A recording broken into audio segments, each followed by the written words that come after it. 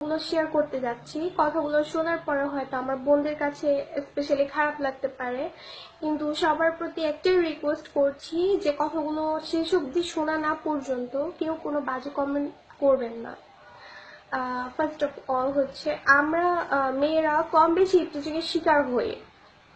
আমি বলছি না যে ইফটিজিং কোনো ভালো কিছু, অবশ্যই এটি খুবই খারাপ একটা বিষয়। আমরা মেয়েরা যখন রাস্তা দিয়ে হেঁটে যাই তখন হয়তো কোনো একটা ছেলে কোনো একটা মেয়েকে বাজে কিছু ইঙ্গিত করলো বা বাজে কোনো একটা কথা বলে ফেললো, অ্যাকচুয়ালি এর পিছনে দায়ী কারা, ছেলেরা না মেয়েরা? অবশ্যই আমরা মেয়েরা, কারণ আমাদের চলাফেরা ঠিক নাই। আমরা মেয়েরা সুশীলভাবে চলাফেরা করতে ভালোবাসি না। আমরা রাস্তায় জিন্স প্যান্ট টি শার্ট এগুলো পরে চলাফেরা করতে খুবই পছন্দ করি। একটা মেয়ে যখন রাস্তায় টি শার্ট বা জিন্স পরে বের হয় তখন অ্যাকচুয়ালি একটা ছেলের বলার কি থাকে মেয়েটাকে? মেয়েটাকে দেখে অবশ্যই ছেলেটা মাশাল্লাহ বা এরকম কোনো একটা টাইপের কোনো কথা বলবে না, অবশ্যই ছেলেটা মেয়েটাকে দিয়ে বাজে কিছু ইঙ্গিত করবে। দ্বিতীয়, এই কথাগুলো বলার পরে আরেকটা কথা চলে আসে, সেটা হচ্ছে বিল পের বিষয়টা। আমাদের অনেকেরই কম বেশি বয়ফ্রেন্ড আছে, আর আমরা যখন কোথাও বয়ফ্রেন্ডের সাথে ডেটে যাই বা ঘুরতে যাই তখন আমরা দেখতে পাই যে আমাদের বয়ফ্রেন্ডই সবসময় বিলটা পে করে, বা আমাদেরকে কোনো একটা গিফট দেওয়া বা কিছু একটা আমাদের দরকার হলে সেই দায়িত্বটাও কিন্তু বয়ফ্রেন্ডের উপরে পড়ে। কেন বয়ফ্রেন্ডের উপরে কেন পড়বে? আমাদেরকে তো আমাদের বয়ফ্রেন্ডের দিকটাও চিন্তা করতে হবে, তাই না? এমন তো হতে পারে আমাদের বয়ফ্রেন্ড শহরে এসেছে পড়ালেখা করার জন্য, তাকে বাড়ি থেকে কি পরিমাণ টাকা দিতে হয়, সে আজকে আমার সাথে ডেট করার পরে তার কি পরের দিন তার সকালে ব্রেকফাস্ট করার কি টাকাটা আছে? আমরা কি চিন্তা করেছি কখনো? আমার নিজেরও ভাই আছে, আমি নিজেই জানি আমার ভাইকে কেমন একটা খরচ দেওয়া হয় ফ্যামিলি থেকে। তা হয়তো আমার ভাইয়েরও গার্লফ্রেন্ড আছে, আর আমাদেরকে অ্যাকচুয়ালি দিকগুলো বিবেচনা করা উচিত, কিন্তু আমরা মেয়েরা সবসময় নিতেই থাকি নিতেই থাকি নিতেই থাকি। কিন্তু কেন?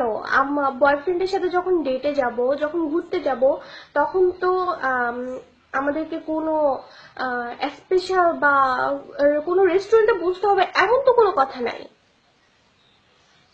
আমরা যখন ডেটে যাব তখন আমাদের মেইন টার্গেট থাকবে আমাদের মানুষটার সাথে সময় কাটানো, তাকে একটু সময় দেওয়া, তার সাথে কিছু এক্সক্লুসিভ কিছু স্পেশাল মোমেন্ট আমাদেরকে কাটানো, এরকমই তো কিছু আমাদের টার্গেট থাকা উচিত। কিন্তু আমাদের টার্গেট কেন থাকবে কোনো দামি রেস্টুরেন্ট?